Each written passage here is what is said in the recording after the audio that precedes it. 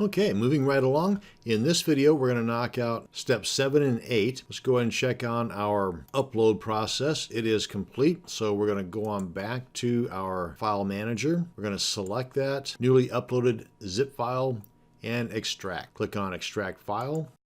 Click on Close, and let's go ahead and select that now that it's been extracted and delete it.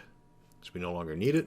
And step 8, we want to open up our config file and change out the database name, username, and password, because currently it is pointing to the old database name, username, and password. So here we are. Select that, and you can come on up top here and select the code editor or edit, or you can just right click on the file and do the same. I'm going to go ahead and use code edit because it's got the numbers over here, and this is the password.